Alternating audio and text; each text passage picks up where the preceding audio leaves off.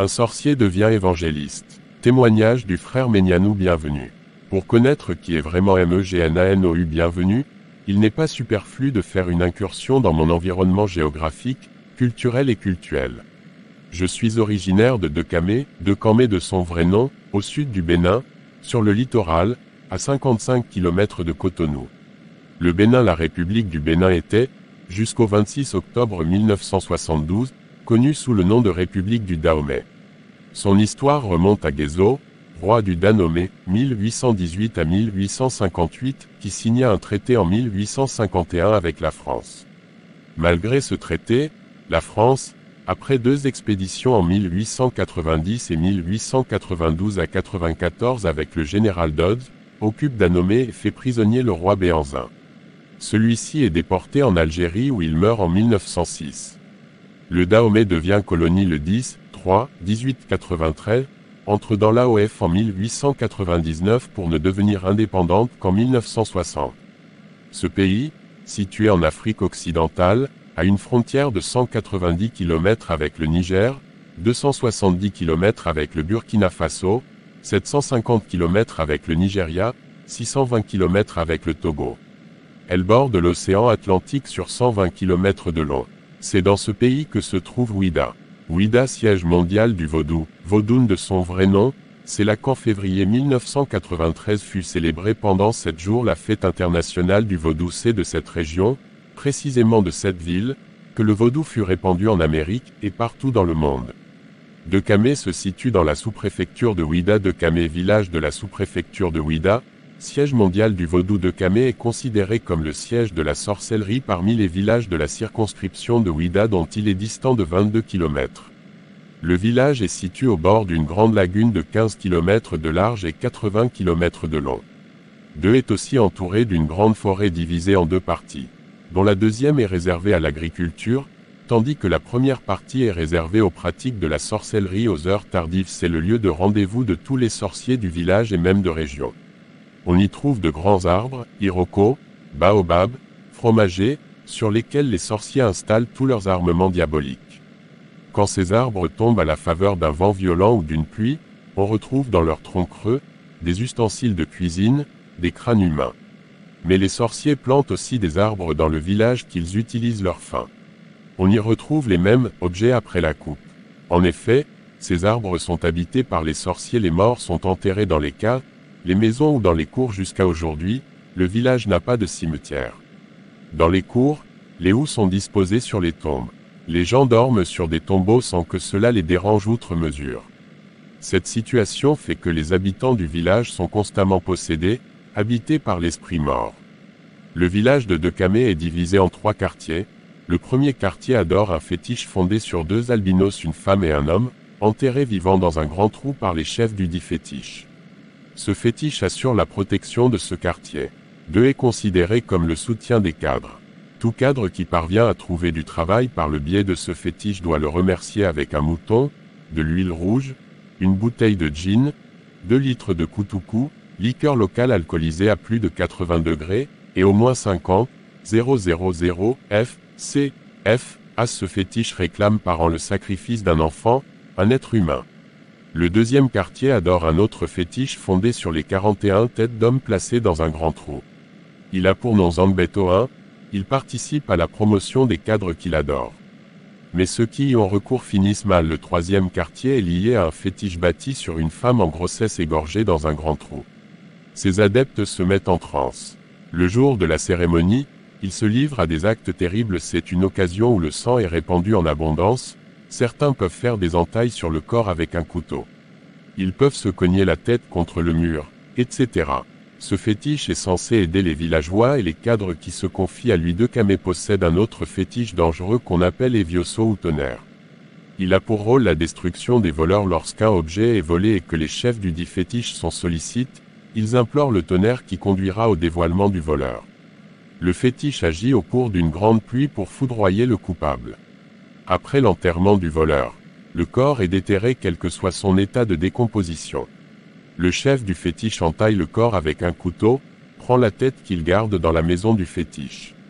Le jour de l'adoration du fétiche, il sort avec 16 crânes de ses victimes autour du rein. C'est son titre de gloire. C'est la preuve que son fétiche est puissant, qu'il a tué beaucoup de malfaiteurs, ainsi, Satan donne sa caution en sanctionnant le coupable. On le voit, le village de Bienvenue est victime d'une véritable possession démoniaque. L'auteur estime qu'à Décamé, les enfants, les jeunes, les cadres, sont à 903% plongés dans la sorcellerie. Qu'en est-il de son environnement familial? Environnement familial. Les parents de Bienvenue, arrière-grand-père paternel, c'était le plus grand sorcier de la région. Il est né sorcier, dans la première partie de la forêt. Arrière-grand-mère maternelle, ce fut une grande sorcière.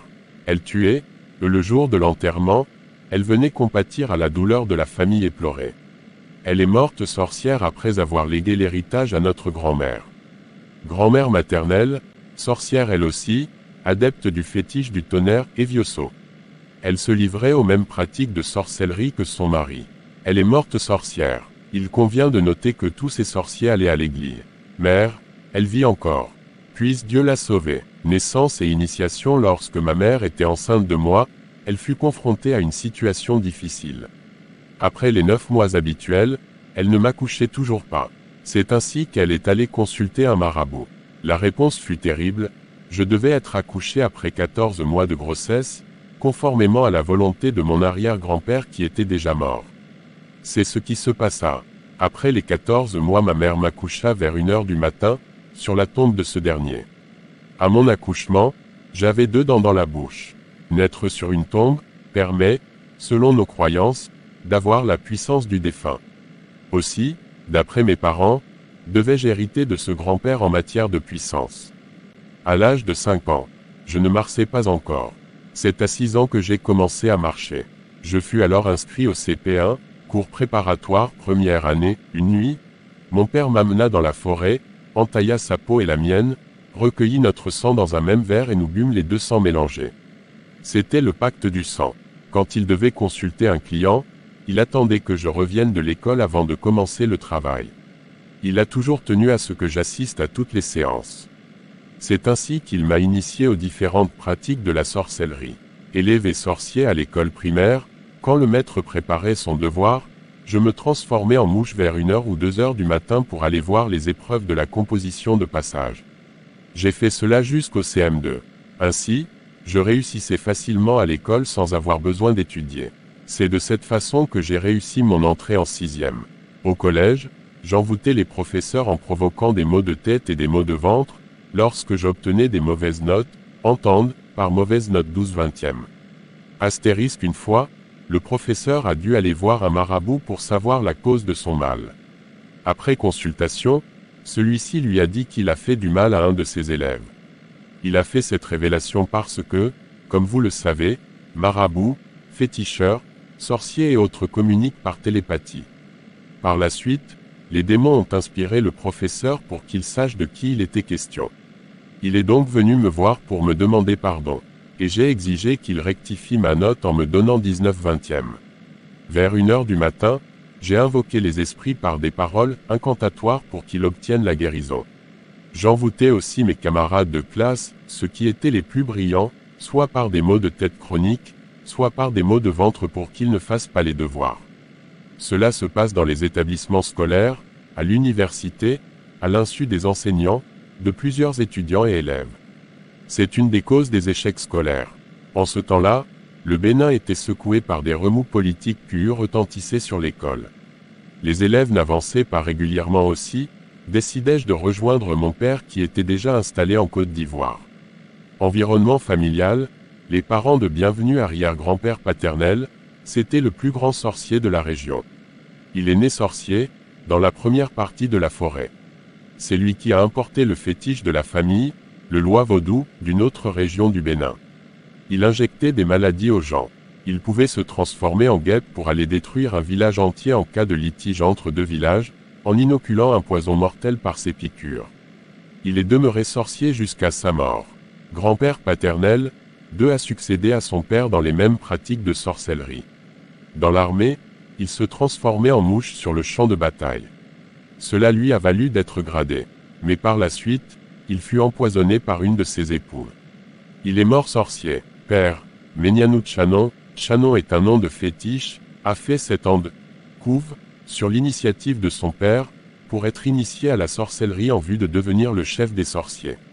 Il lui fallait cela, bien qu'étant né sorcier. À sa sortie donc, il fut nommé chef féticheur de la famille. Il communiquait avec les démons. Notons que la famille avait une maison de fétiche qu'elle entretenait. C'est dans cette maison que se situe le couvent. Le fétiche de la famille, le loi vaudou, avait beaucoup d'adeptes. Chaque trimestre, une jeune fille ou un jeune garçon est kidnappé. L'opération se fait à l'insu de la famille. Il s'ensuit souvent des plaintes d'une des familles membres pour aller suivre une formation dans le couvent. Après 3 ans, ces jeunes gens sortent et deviennent des adeptes du fétiche. Le père de Bienvenue a dû livrer 9 de ses enfants, 2 filles, 7 garçons au couvent. Il faut dire que ces enfants la meurent de courtes maladies. Du reste, lui-même est mort sorcier, des suites d'une courte maladie, le 26 mai 1996, après avoir refusé à plusieurs reprises d'accepter Jésus-Christ. Arrière-grand-mère maternelle, ce fut une grande sorcière. Elle tuait, et le jour de l'enterrement, elle venait compatir à la douleur de la famille éplorée. Elle est morte sorcière après avoir légué l'héritage à notre grand-mère. Grand-mère, maternelle, sorcière elle aussi, adepte du fétiche du tonnerre Evioso. Elle se livrait aux mêmes pratiques de sorcellerie que son mari. Elle est morte sorcière. Il convient de noter que tous ces sorciers allaient à l'église. Mère, elle vit encore. Puisse Dieu la sauver. Naissance et initiation. Lorsque ma mère était enceinte de moi, elle fut confrontée à une situation difficile. Après les 9 mois habituels, elle ne m'accouchait toujours pas. C'est ainsi qu'elle est allée consulter un marabout. La réponse fut terrible, je devais être accouchée après 14 mois de grossesse. Conformément à la volonté de mon arrière-grand-père qui était déjà mort. C'est ce qui se passa. Après les 14 mois, ma mère m'accoucha vers 1h du matin, sur la tombe de ce dernier. À mon accouchement, j'avais 2 dents dans la bouche. Naître sur une tombe, permet, selon nos croyances, d'avoir la puissance du défunt. Aussi, d'après mes parents, devais-je hériter de ce grand-père en matière de puissance. À l'âge de 5 ans, je ne marchais pas encore. C'est à 6 ans que j'ai commencé à marcher. Je fus alors inscrit au CP1, cours préparatoire première année. Un homme, enterré vivant dans un grand trou par les chefs du dit fétiche. Ce fétiche assure la protection de ce quartier. 2 est considéré comme le soutien des cadres. Tout cadre qui parvient à trouver du travail par le biais de ce fétiche doit le remercier avec un mouton, de l'huile rouge, une bouteille de gin, 2 litres de koutoukou, liqueur locale alcoolisée à plus de 80 degrés, et au moins 50 000 F, C, F, A. Ce fétiche réclame par an le sacrifice d'un enfant, un être humain. Le deuxième quartier adore un autre fétiche fondé sur les 41 têtes d'hommes placées dans un grand trou. Il a pour nom Zangbeto. Zangbetwash se décompose ainsi, Zan égale nuit. GBETO accent circonflexe H égale fétiche. C'est donc un fétiche de nuit. Le jour de la cérémonie de danse et de miracle du Zangbetwash, le porteur du masque, suite à la prononciation de paroles incantatoires, se transforme soit en caïman, soit en poule et ses poussins ou autres. Par la suite il redevient un homme, il participe à la promotion des cadres qu'il adore. Mais ceux qui y ont recours finissent mal. Le troisième quartier est lié à un fétiche bâti sur une femme en grossesse égorgée dans un grand trou. Ces adeptes se mettent en transe. Le jour de la cérémonie, ils se livrent à des actes terribles. C'est une cérémonie où le sang est répandu en abondance, certains peuvent faire des entailles sur le corps avec un couteau. Ils peuvent se cogner la tête contre le mur, etc. Ce fétiche est censé aider les villageois et les cadres qui se confient à lui. Dekame possède un autre fétiche dangereux qu'on appelle Evioso ou tonnerre. Il a pour rôle la destruction des voleurs. Lorsqu'un objet est volé et que les chefs du dit fétiche sont sollicités, ils implorent le tonnerre qui conduira au dévoilement du voleur. Le fétiche agit au cours d'une grande pluie pour foudroyer en dépit de l'existence de la foudre naturelle. On croit aussi, à Dekame comme ailleurs en Afrique, à la foudre surnaturelle, le coupable. Après l'enterrement du voleur, le corps est déterré quel que soit son état de décomposition. Le chef du fétiche entaille le corps avec un couteau, prend la tête qu'il garde dans la maison du fétiche. Le jour de l'adoration du fétiche, il sort avec 16 crânes de ses victimes autour du rein. C'est son titre de gloire. C'est la preuve que son fétiche est puissant, qu'il a tué beaucoup de malfaiteurs. Ainsi, Satan donne sa caution en sanctionnant le coupable. On le voit, le village de Bienvenue est victime d'une véritable possession démoniaque. L'auteur estime qu'à Décamé, les enfants, les jeunes, les cadres, sont à 90% plongés dans la sorcellerie. Installation, équipement et consultation. Quelques moments après être arrivé en Côte d'Ivoire, je fus logé par une personnalité de ce pays, directeur de cabinet d'un ministre, dans la commune d'Abobo. Il m'avait logé dans une grande villa parce que j'étais son protecteur. Plus tard, mon locataire deviendra ministre, par mes soins. Mais pas pour bien longtemps, car, comme nous le verrons plus loin, la puissance de Satan ne va pas loin. C'est pour cette raison que parmi les autorités qui ont bénéficié de mes soins, plusieurs sont décédés, d'autres sont paralysés ou malades. Dans mes bagages, j'avais tout un arsenal de fétiches. Par mon pouvoir, j'ai traversé les 3 frontières, Bénin, Togo, Ghana, Côte d'Ivoire sans me faire fouiller une seule fois par les forces de l'ordre. Mon équipement initial, mâchoire d'homme et tesson de bouteille. J'avais un fétiche composé de mâchoire d'homme, des tessons de bouteille avec un autre élément écrasé et un morceau de pagne qui a servi à fermer la bouche d'un cadavre. Ce fétiche me permettait d'éliminer des hommes à distance. Avec ce fétiche, quelle que soit la fonction qu'occupait mon client, il pouvait être envoyé en mission ou en stage s'il y a des gens qui lui en voulaient, il suffisait qu'ils viennent me voir pour que je mette fin à leur existence. Ce fétiche s'applique aussi aux jaloux qui me remettaient le nom d'une personne à éliminer. Avec mon fétiche, je me mettais torse nu vers 1h du matin, je faisais des incantations en invoquant le nom du jaloux ou de la personne à éliminer. Puis, je l'attachais avec le morceau de pagne. Une fois que je tirais sur le pagne, peu importe le lieu où il se trouvait, en Europe, en Asie ou en Amérique, je pouvais l'atteindre. Cette goutte de sang tombait dans ma pomme, preuve que le coup a réussi. Le matin, à son réveil, la victime commençait à sentir des brûlures dans son corps, comme s'il était lacéré par des débris de bouteilles. Quand elle essayait de se déplacer, elle sentait des piqûres dans son corps. La maladie étant due au fétiche, la médecine moderne, malgré ses prouesses, n'arrivera jamais à en déceler la cause. La victime en mourra 1 semaine après. 2. Tête d'homme et cadenas. Ce fétiche avait pour fonction de rendre les femmes stériles. Celles-ci pouvaient faire leur menstruation 2 fois dans le même mois ou avoir des maux de ventre terribles à tout moment. Cela est souvent dû à la rivalité dans les foyers polygames. Celles qui venaient vers moi, avaient souvent le désir de se faire aimer par leur époux commun et de mettre l'autre sous l'éteignoir. Je lui demandais un sous-corps de la coépouse pour faire ce travail. C'est pour cette raison que des femmes perdent leur sous-corps d'une manière étonnante et que par la suite elles ont des menstruations douloureuses. Ce même fétiche peut provoquer l'épilepsie chez certaines victimes suite aux incantations. J'invoquais le nom de la personne visée sur ce fétiche et je fermais le cadenas. Elle était alors automatiquement atteinte le matin, tandis qu'elle se préparait à aller à la douche, elle s'écroulait toute seule et s'assoupissait. À son réveil, du crachat sortait de sa bouche. 3. Pieds et cadenas. 2 avaient pour fonction de paralyser la victime. Le plus souvent, ce sont la jalousie dans les services et les sociétés qui entraînent cela. Certaines personnes enviant la position supérieure de leur chef hiérarchique venaient me consulter pour les détruire. Et lorsque des invocations étaient faites à partir de ce fétiche, la personne visée dans l'entreprise se retrouvait paralysée. Ce peut être un chef comptable qui cherchait ainsi à devenir directeur financier. Si une telle personne venait me voir, je paralysais le directeur financier à l'aide de ce fétiche, et mon client prenait sa place. Canari composé de sang humain, d'eau, d'ordures de poubelle. Ce fétiche terrible rendait fou. Quand on venait me voir avec le simple nom d'une personne, vers 1h du matin, je me mettais torse nu, j'allais vers le canari et je prononçais le nom de cette personne, accompagné de paroles incantatoires. Je voyais alors son image dans le canari et je prononçais d'autres paroles incantatoires. Le lendemain, elle se déshabillait et se mettait dans la rue.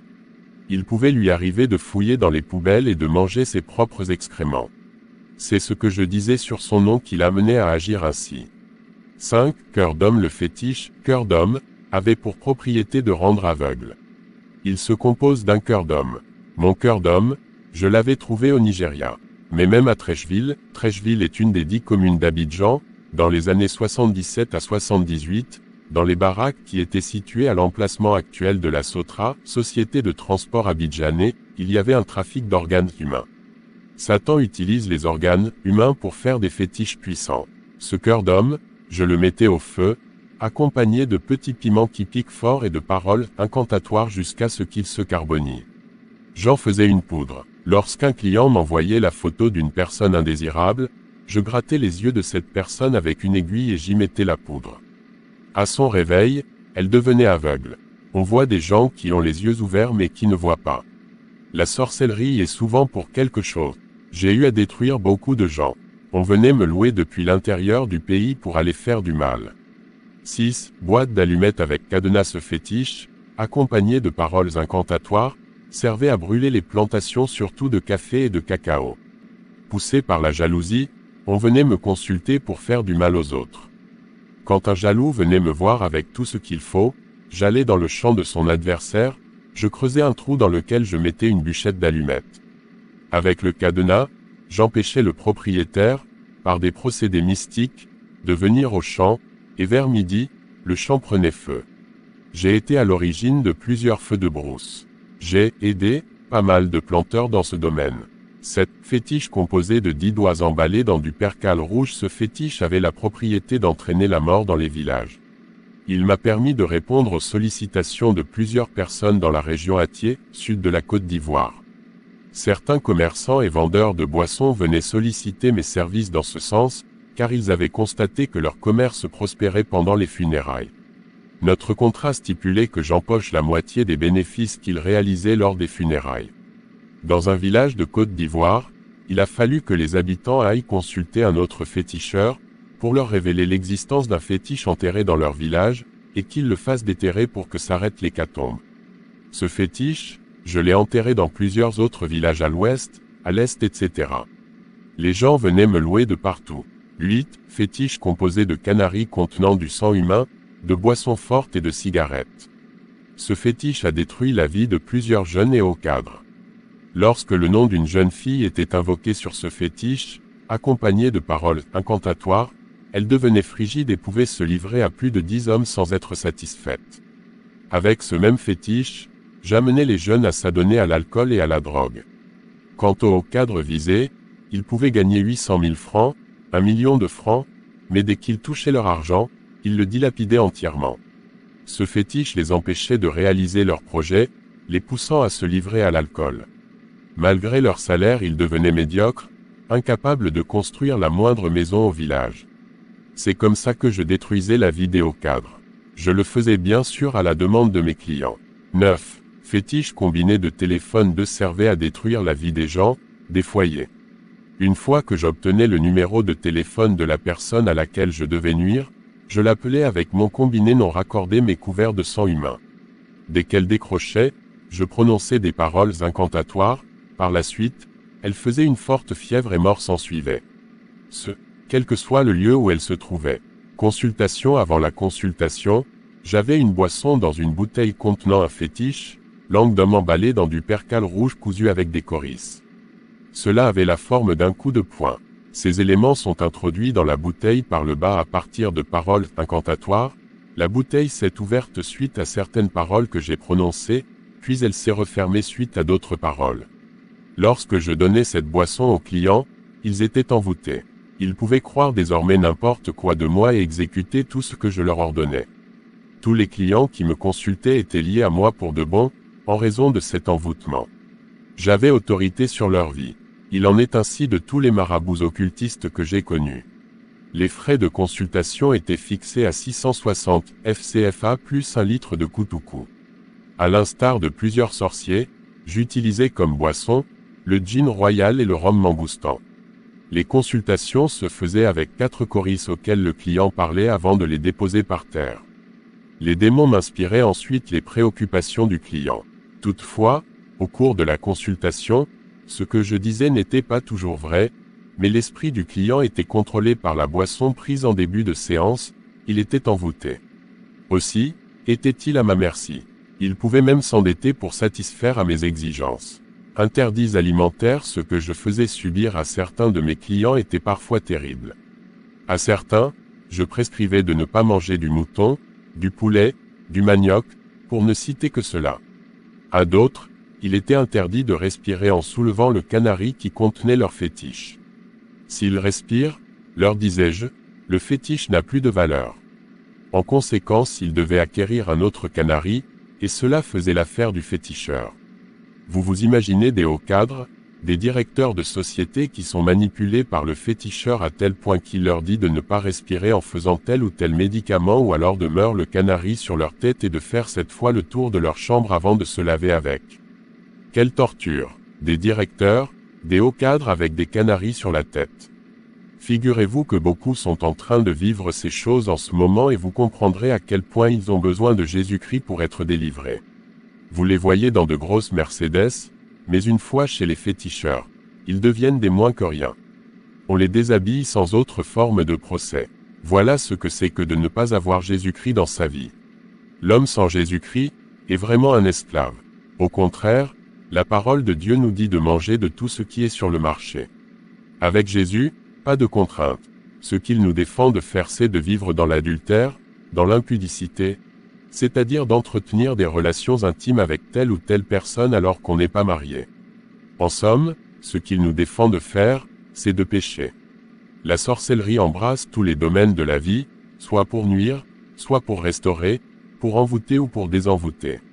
Dans un cas ou dans un autre, la sorcellerie en général cherche à rendre service à un individu ou un groupe d'individus généralement minoritaires contre un autre individu ou groupe d'individus.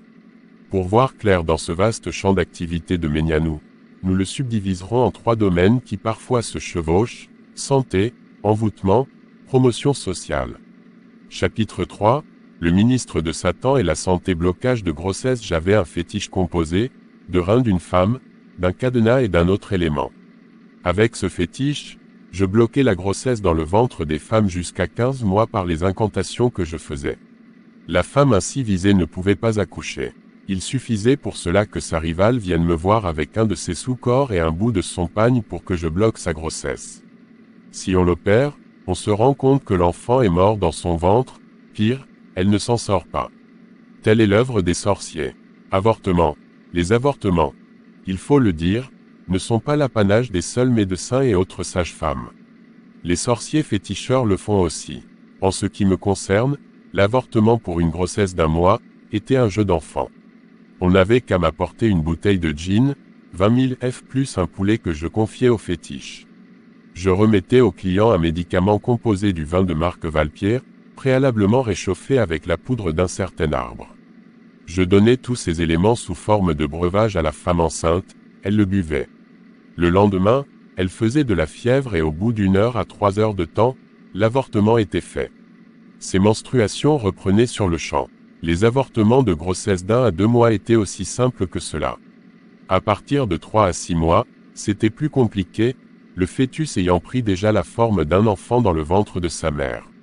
Il faut donc des paroles incantatoires pour détruire cet enfant, pour qu'il se liquéfie. Pour ce faire, on m'apportait une bouteille de gin, de l'huile rouée plus 50 000 F, car cela représente un grand travail, un travail suite auquel il fallait rendre compte aux esprits au cimetière. Après avoir reçu ces éléments, je donnais le médicament composé de vin de marque Valpierre, préalablement réchauffé avec l'écorce d'iroko réduite en poudre. Quand la femme buvait ce médicament, elle ne sentait rien les premiers jours, mais le 7e jour, elle avait des douleurs au ventre, des douleurs si fortes qu'elle ne pouvait s'empêcher de venir me voir. Je la mettais alors à environ 10 mètres de mes fétiches tandis que moi-même j'étais à côté d'eux. Je prononçais des paroles incantatoires. Un liquide sortait alors de son ventre par les voies naturelles pendant 1 heure de temps, preuve que le fœtus a été entièrement broyé grâce aux paroles incantatoires. C'est ainsi que je faisais les avortements. Aujourd'hui, j'en appelle à toutes ces femmes qui continuent de tuer, à travers les avortements afin qu'elles se ressaisissent car elles ont un compte à rendre à Dieu. Je leur rappelle qu'elles sont en ce moment sous l'emprise des démons. Il vous faut Jésus-Christ pour comprendre la gravité des crimes que vous commettez. Je te le déclare à toi élève, s'il t'est arrivé de pécher avec un jeune homme, qu'il s'en ait suivi une grossesse et que par la suite, tu veuilles avorter et tuer l'enfant, renonce à cette idée et laisse la grossesse suivre son cours normal. Car sinon, pour l'enfant que lui aura ainsi tué, au jour du jugement, Dieu te demandera des comptes. Je lance aussi un appel aux docteurs, aux sages femmes qui prétendent aider les gens à améliorer leur situation, mais qui en fait vivent des avortements. Ce que vous faites n'est rien d'autre que de l'usorcellerie. En effet, c'est Satan qui vous inspire tout cela. Oui, ces docteurs et ces sages femmes sont des sorciers, car celui qui tue fait de l'usorcellerie. Sachez-le, vous rendrez compte de ces enfants que vous avez tués, à moins que vous acceptiez Jésus-Christ et qu'il vous délivre de ces pratiques sataniques. Moi, je me suis livré à ces pratiques. Il m'est arrivé, à 2 reprises, de procéder à des avortements alors que la jeune fille avait une grossesse de 6 mois, ce qui la mettait en danger de mort. Il a fallu alors que je redouble d'efforts avec des paroles incantatoires pour éviter d'avoir des problèmes. J'aurais pu peut-être me retrouver devant la justice sans parler de la justice de Dieu qui est plus terrible encore que celle des hommes. Boule dans le ventre des femmes souffrent assez souvent de douleurs de ventre qui sont causées par la sorcellerie. En ce qui me concerne, j'avais une bouteille contenant du sang humain et 20 grammes de rognon. Des paroles incantatoires prononcées sur cette bouteille, avec le nom de la victime, entraînaient la maladie. Le plus souvent, ces femmes subissaient une intervention chirurgicale suite à laquelle elles avaient un accès palustre. Elles y succombaient. Par ce même procédé, j'envoûtais les femmes et cela leur donnait une boule dans le ventre. Le gynécologue découvre parfois une boule dans le ventre de certaines femmes stériles. Cela peut être le fait de la sorcellerie. Je lance donc un appel aux femmes qui ont une boule d'origine suspecte dans le ventre, c'est un envoûtement terrible de la sorcellerie. Dieu ne nous a pas mis au monde pour nous voir souffrir de la maladie. Celle-ci vient de Satan, du malin. Vous avez donc besoin de Jésus-Christ. C'est lui la solution idéale à ce problème. Ventre ballonné, garçon en grossesse. Quand, poussé par la jalousie, on venait me voir pour détruire la vie de quelqu'un et qu'on me donnait son nom, j'avais aussi un fétiche composé d'un cadenas et d'une tête de porc avec lequel je pouvais ballonner le ventre d'un homme. Alors, il ne faisait que maigrir. Et cela était possible grâce à des incantations que je faisais vers 1h du matin. Je précise que cette heure est la meilleure pour les sorciers, car ils rentrent facilement en contact avec les esprits. Pour ce faire, je me mettais nu et j'enfermais cette personne dans ce cadenas. Au bout d'1 mois ou 2, la victime commençait à avoir des nausées bizarres. Après 3 à 4 mois, cet homme ira voir le docteur car son ventre se ballonnera de jour en jour. Les examens ne révéleront rien. Tout est en ordre, mais il maigrit. C'est le signe qu'il a été envoûté. Malgré les soins qu'il peut recevoir de la part des médecins, ceux-ci n'arriveront jamais à déceler le mais. Au bout de 5 ou 6 mois, le docteur se verra dans l'obligation de l'opérer. Quand il fera l'opération, il trouvera cette tête de porc dans son ventre et mort s'ensuivra. J'étais à la base de ces choses. Par la sorcellerie, je suçais le sang du corps des gens de sorte qu'ils étaient toujours malades le ventre ballonné. Ce sont des éternels anémiés. D'autres sont en forme à vue d'œil, mais sont gravement malades du fait de la sorcellerie. Épilepsie, j'avais un fétiche dans un canari, composé de bave de chien mélangée avec un certain liquide. Avec ces éléments accompagnés de paroles incantatoires, j'envoûtais les jeunes gens et les frappais d'une épilepsie incurable dont seul Jésus-Christ peut les guérir. Cancer du sein par la sorcellerie, j'envoûtais les femmes pour qu'elles aient le cancer du sein.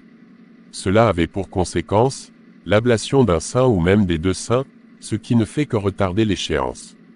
Décès dans les centres de santé après avoir rendu la personne malade, cadre, élève, étudiant etc., ruinant ainsi, par cette maladie, la famille ou la société où le cadre travaille, les sorciers se chargent d'empêcher sa guérison, de le tuer et même de l'accompagner jusqu'au cimetière.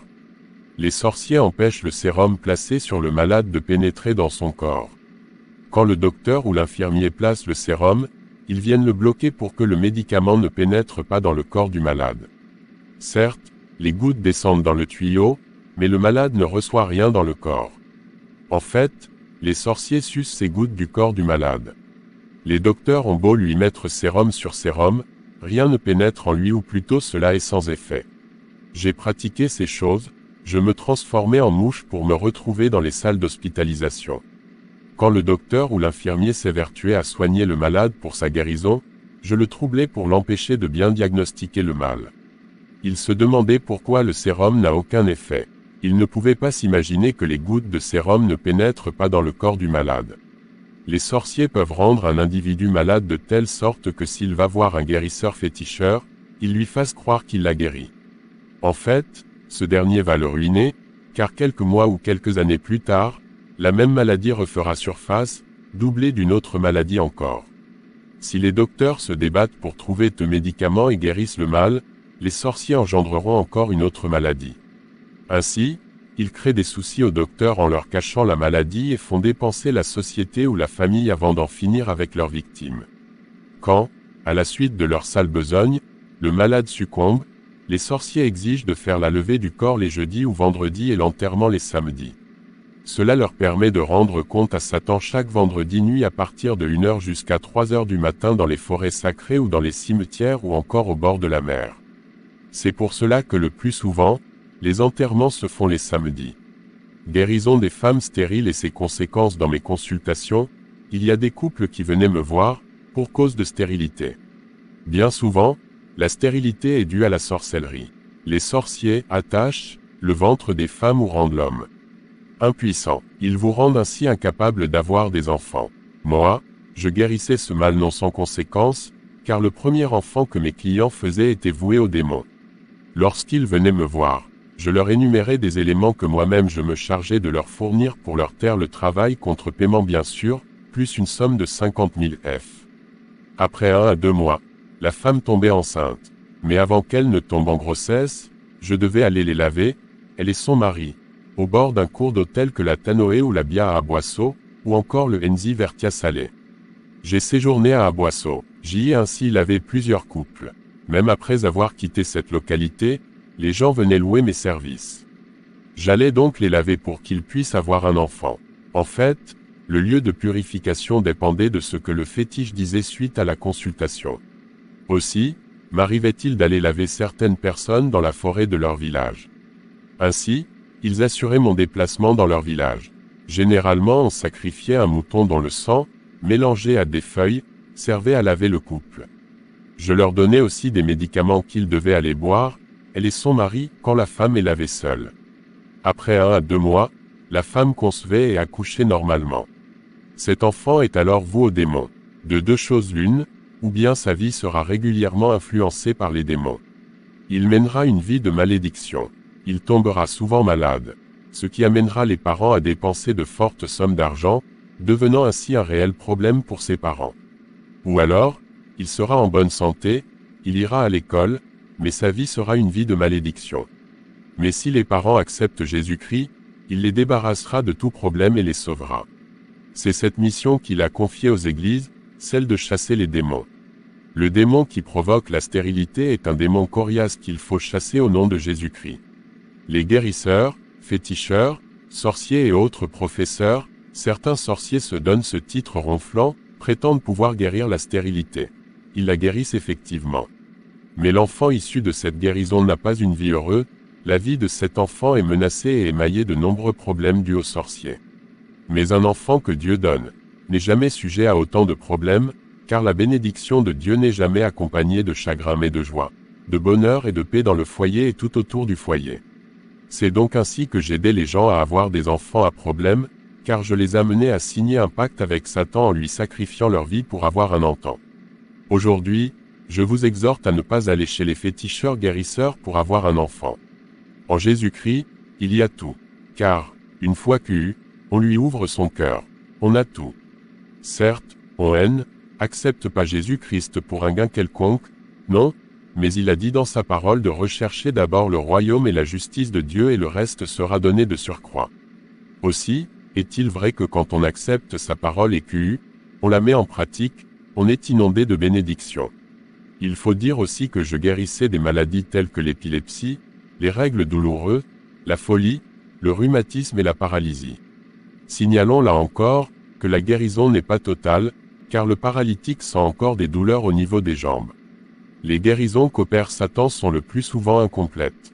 Envoûtement. Différents types d'envoûtement. L'envoûtement est un mauvais sort lancé par les sorciers contre un individu sous forme de maladie, d'échec ou de quelque chose de négatif dont il ne peut se débarrasser qu'au terme d'une lutte spirituelle plus ou moins intense. Envoûtement pour pisser au lit avec une bouteille remplie d'urine de bœuf et du sang humain frotté sur la bouteille, j'envoûtais les jeunes gens et les amenais à uriner la nuit. Envoûtement conduisant à la pendaison à l'aide d'une corde enlevée du cou d'un mouton qu'on venait d'acheter. Je pouvais conduire une personne à la pendaison.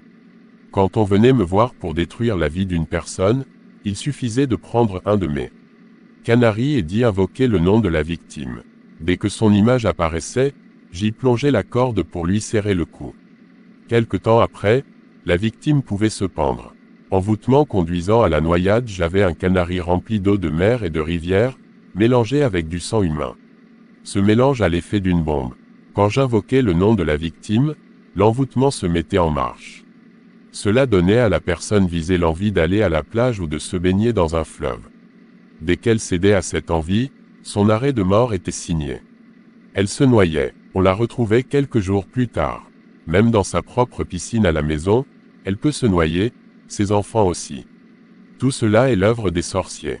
En ce qui me concerne, je l'ai pratiqué à maintes reprises, par la puissance que me conférait Satan. Envoûtement pour aimer les maîtresses. J'ai aidé des femmes qui n'ont jamais fait l'école à devenir des maîtresses de grandes personnalités, les grottos comme on les appelle en Côte d'Ivoire.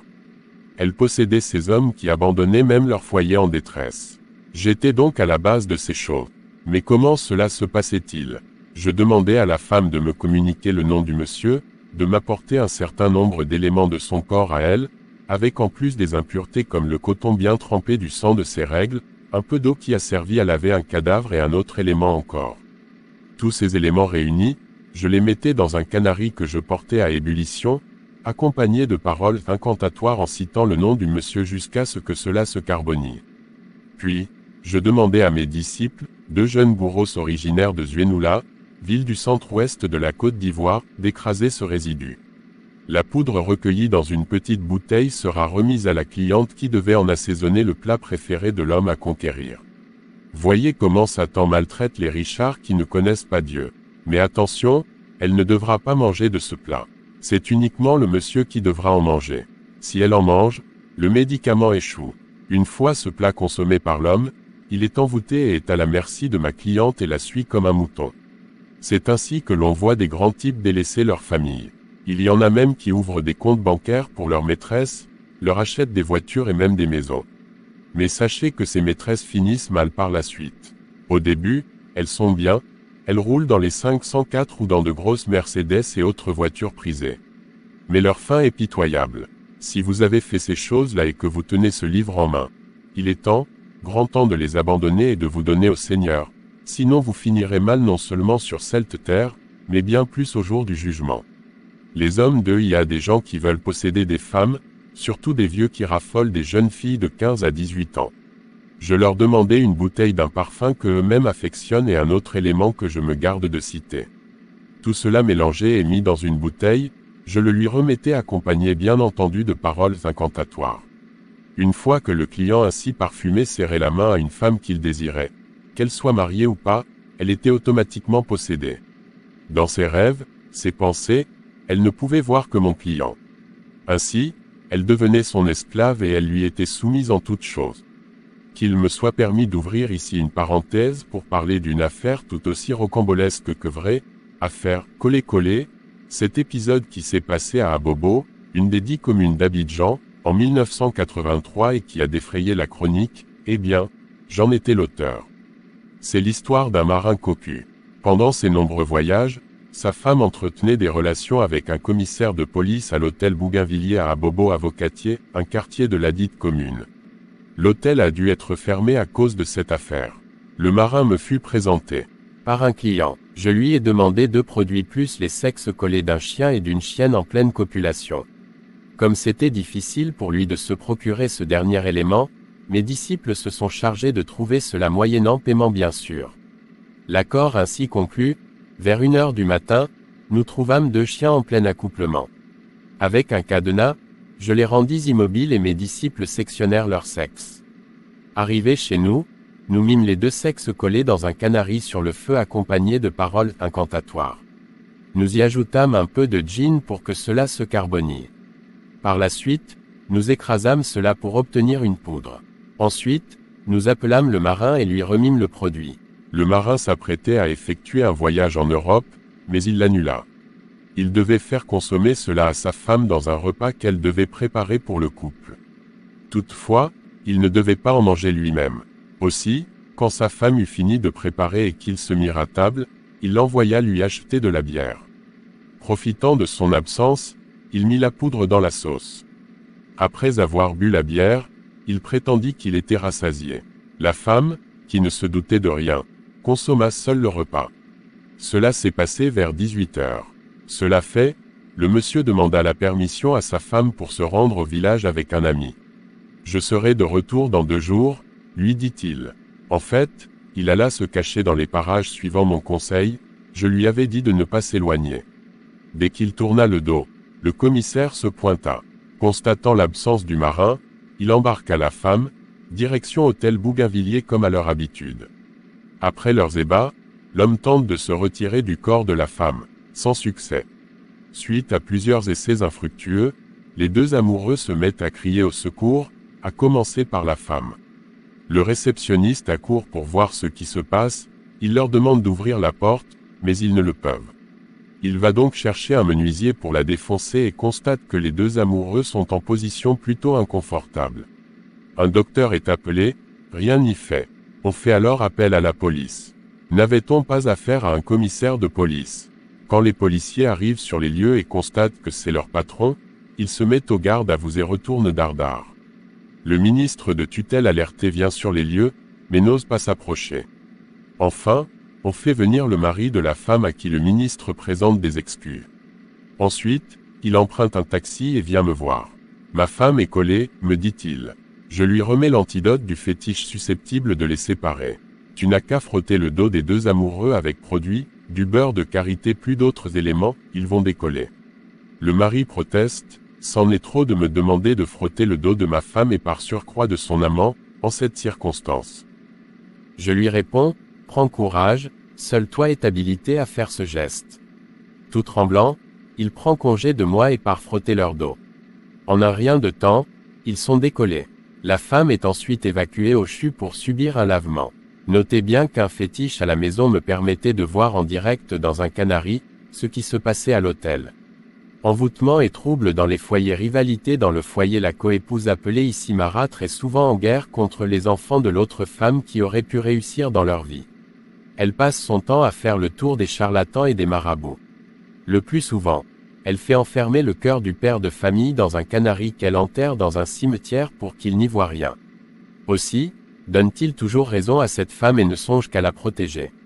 Il se met du côté de celle-ci pour combattre les enfants de l'autre femme. Ces femmes-là se livrent à la sorcellerie dans les foyers. Par la suite, elles finissent mal car la puissance que procure Satan est éphémère. Il y a des coépouses qui ont des enfants, mais font la sorcellerie. Paradoxalement, leurs enfants ont toujours des problèmes. En fait, la sorcellerie que pratique leur mère a un effet boomerang sur ses enfants à elle. Ceux-ci ne réussissent pas souvent, le malheur ne fait que les atteindre et rien ne marche dans leur vie. Parfois ils deviennent brigands, voleurs, violeurs, paresseux.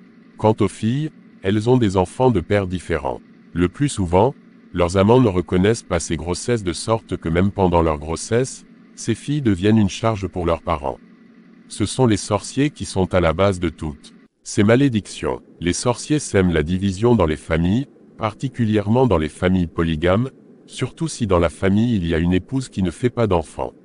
Celle-ci devient un élément dangereux, elle est souvent à la base des échecs, des insuccès, des maladies chroniques qui empoisonnent la vie sociale, matérielle, financière des enfants de sa rivale, souvent la première épouse.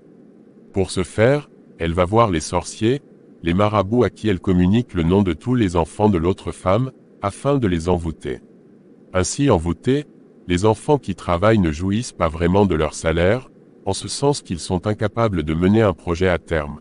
Par exemple, économiser et construire une maison au village ou en ville. Ceux qui vont à l'aventure ne cherchent pas à revenir au pays, ils passent 10 à 20 ans à l'étranger sans penser à leurs parents. Il arrive même qu'ils meurent dans leur pays d'accueil. Envoûtement et aide aux élèves dans ce domaine, je pouvais soit détruire les élèves, soit les aider à réussir leurs examens. Dans le premier cas, cela est dû à la jalousie. Dans les foyers polygames par exemple, les rivales ont tendance à détruire les enfants de leurs coépoux. Elles consultent le sorcier pour envoûter ceux-ci. Souvent l'enfant est très brillant à l'école, major de sa promotion. Après l'envoûtement, son travail en classe baisse considérablement. Devant les épreuves, à l'examen, il est paniqué et il échoue lamentablement. Cela le conduit à la drogue, à l'alcool. On a des maux de tête, il devient maladif, etc. J'ai envoûté des élèves et étudiants de sorte que quand on leur annonce un devoir, ils sont paniques, ils ont parfois des maux de tête et de la fièvre.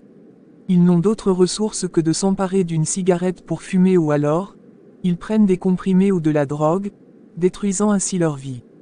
Les sorciers sont souvent à la base de cet état de choses. D'autres peuvent ne pas réussir leurs examens quoiqu'ils travaillent bien dans toutes les matières. Si tu es élève ou étudiant, que tu n'as pas Jésus dans ta vie, il faut te mettre dès maintenant sous la protection de Jésus, sans cela les sorciers, toujours prêts à détruire, peuvent très bien te faire échouer à ton examen. Dans le second cas, pour aider un élève, je prenais le cerveau du crâne d'un homme, que l'on vendait sur le marché, mélangé à un autre élément, accompagné de paroles incantatoires. Je donnais ce produit à ces élèves pour qu'ils soient intelligents et même brillants en classe. Ainsi, ils décrocheront licence, maîtrise et même doctorat, mais ils n'auront jamais du travail. C'est cela, la stratégie de Satan, il peut faire réussir quelqu'un puis se charger lui-même de lui nuire. Ainsi, des gens ont leur diplôme grâce à la sorcellerie et ils n'arrivent pas à trouver du travail. Chapitre 5, Sorcellerie et promotion sociale, manque d'emploi, chômage et chèque 2. Il y a des gens qui n'auront jamais d'emploi, tant qu'ils n'auront pas Jésus-Christ dans leur vie.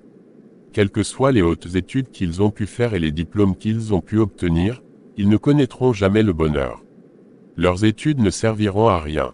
Leurs dossiers seront classés dans les tiroirs des entreprises, parce que les sorciers en ont décidé ainsi. Ils les ont envoûtés. J'ai moi-même envoûté des gens pour qu'ils restent au chômage et connaissent l'échec jusqu'à leur mort. Le sorcier qui prétend éloigner ce mauvais sort est un menteur. Ce mal peut certes être atténué, la victime peut trouver du travail, mais après 1 ou 2 mois, il sera licencié. Cet envoûtement pèsera toujours sur lui. Un professeur ou un guérisseur ne peut rien faire sinon que de lui soutirer de l'argent. Il faut qu'il accepte Jésus-Christ pour être libéré. C'est Jésus-Christ qui peut guérir ce genre d'envoûtement, car c'est lui qui a détruit les œuvres de Satan sur la croix à Golgotha, il a livré Satan en spectacle. C'est pourquoi, si tu acceptes Jésus-Christ de tout ton cœur, aucun envoûtement de sorcier ne peut te nuire. Il ne s'agit pas d'accepter Jésus-Christ juste pour éloigner le mauvais sort, puis mener sa vie à sa guise, car Christ connaît notre cœur. Quand nous l'acceptons, il sait si nous sommes sincères ou pas. C'est pour cette raison que l'on trouve à l'Église des gens qui ne prospèrent pas, car ils viennent à l'Église avec des motivations mesquines. Or nous devons nous confier corps et âme au Seigneur Jésus-Christ car personne d'autre que lui ne peut nous délivrer de ces envoûtements, source d'échecs et de chômage. Les professeurs et sorciers guérisseurs ne peuvent rien, ils tenteront des choses qui auront l'air de marcher, par exemple, ils permettront à la victime de trouver du travail, mais ces résultats seront passagers. S'ils sont embauchés, ils seront renvoyés par la suite et connaîtront à nouveau la poisse. Toutes les promesses de ces soi-disant professeurs ne visent qu'une chose, vous faire dilapider votre argent. Ces personnes doivent donc se donner au Seigneur Jésus-Christ. Sorcellerie et héritage par la sorcellerie, j'attaquais les enfants héritiers des défunts nantis pour qu'ils ne jouissent pas de ces biens. Leur oncle ou tante venait me voir pour les rendre malades afin qu'ils finissent par perdre leur héritage. Les sorciers sont dans les familles. Ceux qui sont en Jésus et qui sont attachés à la parole de Dieu, les sorciers ne peuvent rien faire contre eux en tant qu'héritiers de leur Père car, l'Esprit qui est en eux est supérieur à Esprit qui est dans le monde. Jésus-Christ est la protection des enfants héritiers qui mettent en lui leur confiance. Il est la protection par excellence contre les œuvres de la sorcellerie. Par la sorcellerie, je créais des problèmes à mes propres clients afin qu'ils reviennent me voir à tout moment. Après les avoir aidés à prospérer dans leur commerce, affaires, société, je les observais et au moment où ils s'y attendaient le moins, je suscitais une situation qui les obligeait à revenir me voir. C'était alors l'occasion de les ruiner. C'est ce que font les féticheurs, marabouts occultistes à leurs clients. Tous ceux qui vont chez eux ont toujours des problèmes quoique les choses semblent bien marcher. Quand je voulais faire du mal à quelqu'un, je l'observais, si par exemple il a un véhicule, je fixais une date donnée à tel fétiche pour en finir avec lui, le jour venu, je n'avais plus qu'à l'achever. Attaque contre les Blancs. D'aucuns racontent à tort que les féticheurs et les sorciers ne peuvent pas atteindre les Blancs. C'est là méconnaître la puissance de Satan. En ce qui me concerne, je détruisais la vie des Blancs. Un jour, dans une grande société de la place, il y avait un Blanc que j'appellerai ici Donatien. Il était directeur technique et avait pour adjoint un Noir. Celui-ci vint me consulter, parce qu'il voulait être à la place du patron, il me donna le nécessaire pour le travail. Je lui dis alors, dans 7 jours tu verras ce qu'il adviendra de ce Blanc. J'utilisais le fétiche dont j'ai parlé plus haut et qui me servait entre autres à amener les gens à se saouler la gueule, à dilapider tout leur salaire dans la boisson, avec les femmes et à détériorer leur santé mentale.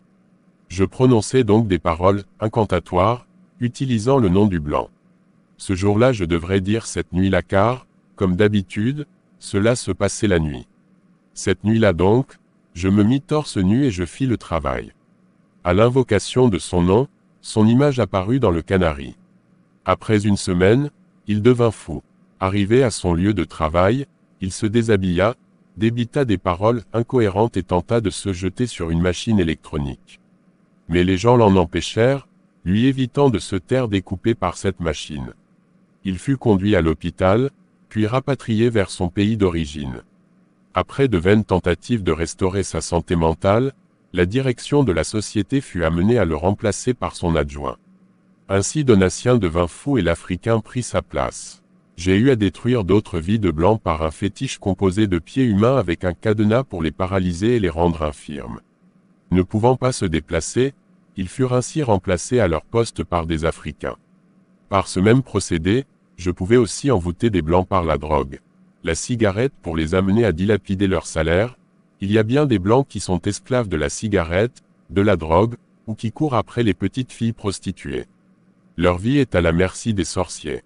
Œuvre de Satan sur la croix à Golgotha, il a livré Satan en spectacle. C'est pourquoi, si tu acceptes Jésus-Christ de tout ton cœur, aucun envoûtement de sorcier ne peut te nuire. Il ne s'agit pas d'accepter Jésus-Christ juste pour éloigner le mauvais sort, puis mener sa vie à sa guise, car Christ connaît notre cœur. Quand nous l'acceptons, il sait si nous sommes sincères ou pas. C'est pour cette raison que l'on trouve à l'Église des gens qui ne prospèrent pas, car ils viennent à l'Église avec des motivations mesquines. Or nous devons nous confier corps et âme au Seigneur Jésus-Christ car personne d'autre que lui ne peut nous délivrer de ces envoûtements, source d'échecs et de chômage. Les professeurs et sorciers guérisseurs ne peuvent rien. Ils tenteront des choses qui auront l'air de marcher, par exemple, ils permettront à la victime de trouver du travail, mais ces résultats seront passagers. S'ils sont embauchés, ils seront renvoyés par la suite et connaîtront à nouveau la poisse. Toutes les promesses de ces soi-disant professeurs ne visent qu'une chose, vous faire dilapider votre argent. Ces personnes doivent donc se donner au Seigneur Jésus-Christ. Sorcellerie et héritage par la sorcellerie, j'attaquais les enfants héritiers des défunts nantis pour qu'ils ne jouissent pas de ces biens. Leur oncle ou tante venait me voir pour les rendre malades afin qu'ils finissent par perdre leur héritage. Les sorciers sont dans les familles. Ceux qui sont en Jésus et qui sont attachés à la parole de Dieu, les sorciers ne peuvent rien faire contre eux en tant qu'héritiers de leur Père car, l'Esprit qui est en eux est supérieur à. Esprit qui est dans le monde Jésus-Christ est la protection des enfants héritiers qui mettent en lui leur confiance. Il est la protection par excellence contre les œuvres de la sorcellerie. Par la sorcellerie, je créais des problèmes à mes propres clients afin qu'ils reviennent me voir à tout moment. Après les avoir aidés à prospérer dans leur commerce, affaires, société, je les observais et au moment où ils s'y attendaient le moins, je suscitais une situation qui les obligeait à revenir me voir. C'était alors l'occasion de les ruiner.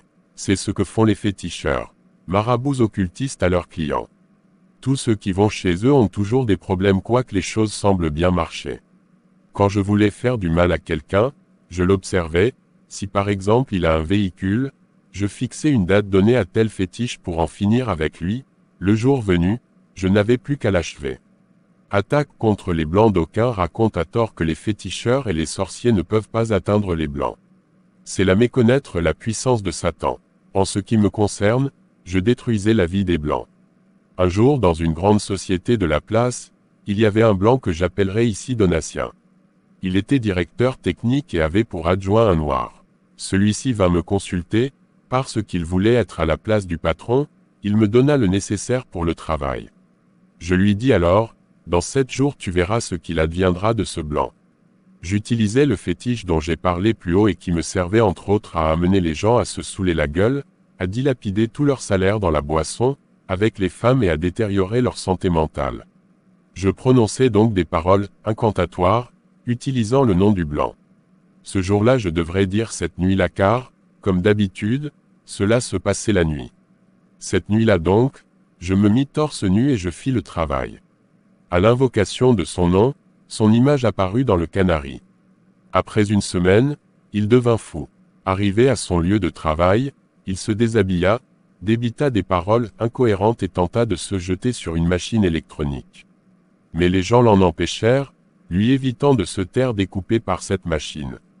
Il fut conduit à l'hôpital, puis rapatrié vers son pays d'origine. Après de vaines tentatives de restaurer sa santé mentale, la direction de la société fut amenée à le remplacer par son adjoint. Ainsi Donatien devint fou et l'Africain prit sa place. J'ai eu à détruire d'autres vies de blancs par un fétiche composé de pieds humains avec un cadenas pour les paralyser et les rendre infirmes. Ne pouvant pas se déplacer, ils furent ainsi remplacés à leur poste par des Africains. Par ce même procédé, je pouvais aussi envoûter des blancs par la drogue. La cigarette pour les amener à dilapider leur salaire. Il y a bien des blancs qui sont esclaves de la cigarette, de la drogue, ou qui courent après les petites filles prostituées. Leur vie est à la merci des sorciers. Ensorceler les blancs n'a rien de difficile. Le fétiche, la sorcellerie les atteignent tout aussi facilement que les noirs. Pour Satan, que l'on soit blanc ou noir, cela n'a aucune importance. Il détruit tout le monde avec la même efficacité. La couleur de la peau ne peut pas influencer le fétiche, encore moins Satan. Seule la puissance de Jésus-Christ, dont nous parlerons plus loin, peut nous protéger. Mon ami, que lui soit blanc ou autre, toi qui es aux trousses des jeunes filles pour les contaminer par des maladies, loi qui est esclave de drogue, de la cigarette, de la prostitution et que sais-je encore, à la lecture de ce témoignage, donne ta vie au Seigneur Jésus-Christ pour être délivré de tous ces liens, car ta vie est en danger. Aide aux bandits et aux commerçants. Je livrais des fétiches aux grands bandits, anti-balles, ceinture de sécurité, ils étaient ainsi protégés par des démons. Mais ces gens finissent mal car les fétiches que je leur remettais, en tant que sorcier, ont une limite. À l'aide d'un parfum qu'ils m'apportaient, je faisais un médicament que de grands commerçants internationaux utilisaient. Ils pouvaient avoir des colis suspects qui n'étaient jamais contrôlés par les douaniers. Si le douanier les contrôle, ils n'y voient rien et ils passent sans problème. Le cas échéant, ils venaient me voir et je leur remettais un médicament, puis ils allaient rencontrer le directeur de la douane.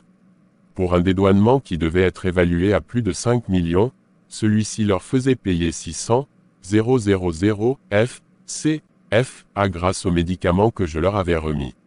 Ainsi, ces commerçants prospéraient.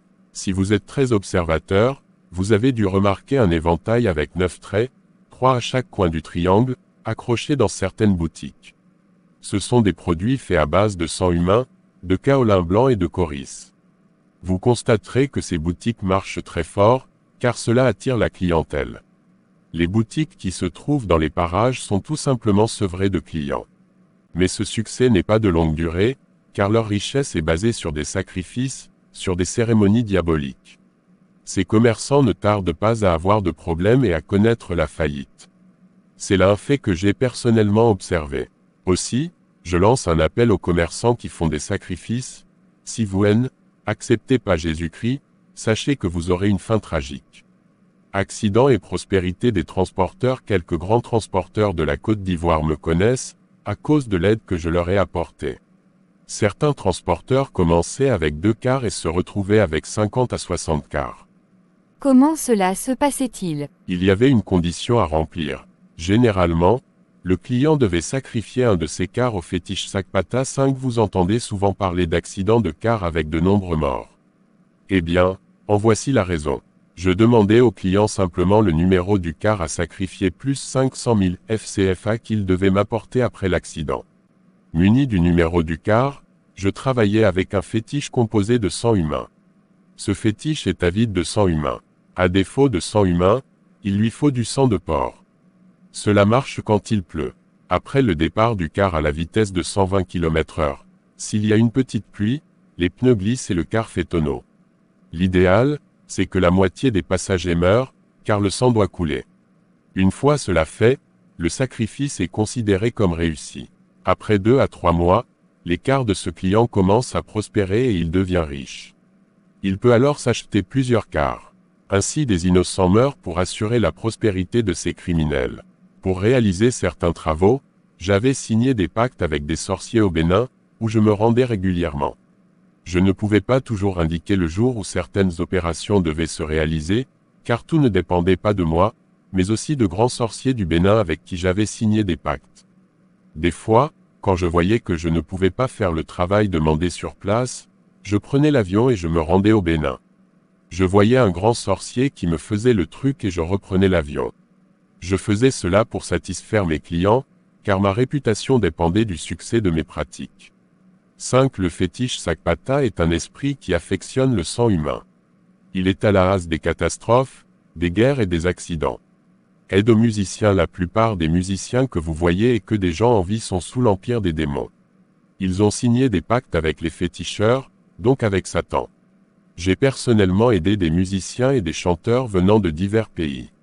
Je faisais généralement pour eux un fétiche à base d'un parfum qu'ils affectionnent et du sang humain. Je leur demandais d'apporter ces éléments, plus une somme de 200 000 francs. S'il était incapable d'apporter le sang humain, je le leur procurais moi-même contre paiement. Les prestations revenaient quelque peu chères en raison du travail à faire. En effet, je devais construire la renommée du client, faire en sorte qu'il soit connu.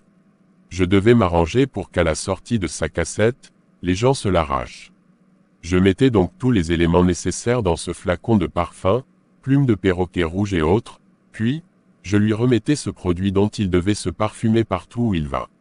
Une fois cela fait, les gens n'ont que leur nom sur les lèvres. Cet esprit agit sur les journalistes. Si le musicien a un concert, il n'a qu'à consulter et faire des sacrifices. Ce concert ne pourra que marcher. Il aura beaucoup d'argent. C'est ce travail qui assure le succès fou de certaines vedettes dont les cassettes s'achètent comme des petits pains et qui font des spectacles dans des salles pleines à craquer. Ainsi, j'ai aidé des musiciens étrangers venus animer des concerts. Ceux-ci ont connu une réussite extraordinaire, mais ces concerts se sont terminés par des bagarres jusqu'au sang. Tout simplement parce que ce succès était dû à la sorcellerie. Ce qui plus est, c'est que tout cet argent ne servira à rien de bon. Ils l'utilisent pour se droguer à longueur de journée. Certains se défendent en prétendant qu'ils ne se droguent pas. En fait, c'est la sorcellerie, le fétiche, qui les pousse à faire ces choses contre leur gré. Aussi, ces gens finissent-ils mal. Vous n'avez qu'à observer les choses de près, il y a eu plusieurs cas de musiciens qui ont prospéré. Ils ont chanté pour Satan et ses démons et cela, grâce aux sorciers. Mais après, ils finissent mat. Les exemples, dans ce domaine, sont légion. Les cas de Bob Marley, de Franco et autres sont édifiants. Leur fin tragique témoigne des pactes qu'ils ont dû signer avec Satan. En ce qui me concerne, il y en a pour qui j'ai eu à faire le fétiche. Ils démarraient en trombe, mais leur popularité allait décroissant. Après avoir aidé plusieurs musiciens, je le lance un appel aujourd'hui au travers au livre que tu liens en main, donne ta vie à Jésus-Christ. Satan peut certes t'élever, mais tu finiras mal. Je demande à ces musiciens venus du Cameroun et du Zaïre, qui se connaissent bien, d'accepter Jésus-Christ. Mettez votre vie en règle avec Jésus-Christ et jouez pour le Seigneur. Les musiciens qui jouent pour le Seigneur sont bénis. Ils ont la protection de Jésus-Christ. On ne peut rien contre eux. Tout ce qu'ils font, ils le font pour la gloire du Seigneur. Si vous jouez pour Satan, sachez qu'il vous détruira un jour ou l'autre. Les femmes cadres qui ne sont pas mariées, ces femmes ont pour la plupart un esprit de mauvaise odeur sur leur vie. Le fétiche qui provoque cela est constitué de sang humain que l'on écrase avec un autre élément. Entre 1h et 2h du matin, je soufflais sur la poudre qui se répandait. C'en était alors fait de cette femme. Elle n'aura jamais de mari. Envoûtement des hauts cadres, j'envoûtais aussi les hauts cadres, quel que soit le lieu où ils se trouvaient. Comme ceux-ci gagnent beaucoup d'argent, ils font beaucoup de jaloux autour d'eux. Il suffisait que l'on me communique le nom d'un cadre pour que je l'envoûte. Alors, il ne réussissait jamais ses projets. S'il s'en rendait compte et qu'il prenait la fuite pour aller aux États-Unis ou ailleurs, en tant que sorcier, j'étais toujours à ses trousses. On ne peut jamais fuir un sorcier tant qu'on n'a pas Jésus-Christ, car alors on n'est pas protégé, notre vie est en danger. S'il arrive que de telles personnes veuillent construire une maison au village, les retraits qu'ils faisaient à la banque ne m'étaient pas étrangers. Par la sorcellerie, je pouvais détruire cet argent qu'ils retiraient. Aussi, les travaux commencent-ils, mais quand les murs montent à 2 mètres les travaux sont bloqués, maladie dans le foyer, épouse ou enfants malades les uns après les autres. Les travaux ne s'achèvent jamais, cela s'explique le plus souvent par la main obscure des sorciers. Ceux-ci sèment le désordre dans leurs économies ou rendent malades leurs victimes. Ils se ruinent à payer des médicaments, ils s'endettent en puisant dans les caisses des projets. Telle est la vie de ces hauts cadres qui perçoivent des salaires faramineux mais qui sont incapables de construire chez eux. J'ai fait ce travail horrible contre des hauts cadres. Le sorcier peut laisser quelqu'un finir sa maison et l'empêcher de l'habiter. Elle devient hantée et ceux qui l'habitent meurent ou l'abandonnent. Tout cela est l'œuvre de Satan, il ne cherche qu'à détruire. Il t'est miroité le succès devant les hommes, pour mieux les détruire par la suite. Le sorcier, après avoir donné le pouvoir à son client, le laisse libre jusqu'au jour qu'il a fixé pour le livrer corps et âme à Satan qui se charge alors de le tuer. Les sorciers peuvent attacher leurs victimes pendant des années, une fois la date qu'ils ont choisie est arrivée, ils n'ont plus qu'à l'égorger.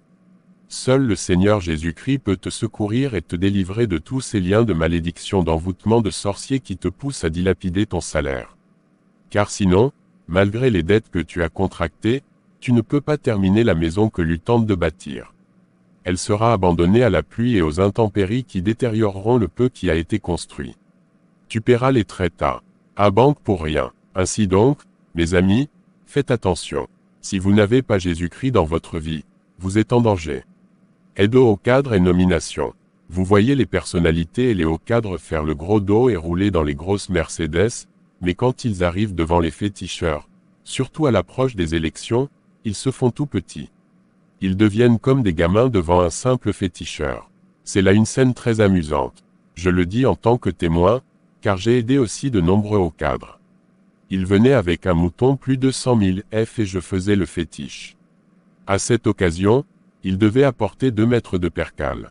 On tuait le mouton, on l'éventrait, on le débarrassait de tous ses intestins et autres, je prenais le reste du mouton, je le mettais sur la tête de mon client, je lui demandais d'enlever son sous-corps et nous nous rendions à un carrefour. Le rituel consistait à les laver au carrefour. Là, mes disciples se mettaient à laper les tam-tams au rythme duquel le client devait danser. Cela se passait vers 1h du matin, au moment où aucune voiture ne passe. Du reste, mes pouvoirs mystiques me permettaient de détourner toute la circulation, si bien qu'à ce moment-là, les rues étaient vides. Cependant, malgré ce pouvoir, il arrivait qu'une voiture passe par là et que l'usager voit la scène. En ce cas, il devait mourir de fièvre, une fois rentré à la maison. Après la danse au carrefour, le client est déchargé et entraîné dans un cimetière pour assister à l'enterrement du mouton près d'un tombeau. Je lui demandais alors de pleurer jusqu'à ce que ses larmes coulent. Quelque temps après ce sacrifice, il est nommé à un poste important. Il devient par exemple ministre suite à un remaniement. Mais, faut-il le répéter, ces gens finissent mal. Quand la puissance diminue, ils tombent plus bas qu'ils n'étaient. Élections pour ce qui est des élections à des postes importants, députés ou autres, j'imposais des conditions que voici à mes illustres clients. Je leur demandais, un élément de leur corps que je ne nommerai pas, du sable de mer en grande quantité. Les voix qu'ils auront seront fonction de la quantité de sable de mer apportée. Une bouteille de sang humain. Généralement, les clients n'arrivaient pas à obtenir ce dernier élément. C'est moi qui le leur fournissais. En plus de cela, je leur posais une condition difficile. Sacrifier un de leurs enfants, l'enfant meurt soit au cours de la campagne, soit après les élections, ou alors il devient toqué. Ou encore, si l'on de femmes, il sacrifie une qui devait subir le même sort que l'enfant. C'est pour cette raison que l'on voit souvent chez les grandes autorités, des personnes frappées d'infirmités monstres.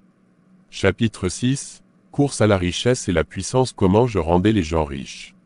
Je faisais des prières d'abord, ensuite la consultation, le fétiche me précisait le sacrifice à imposer.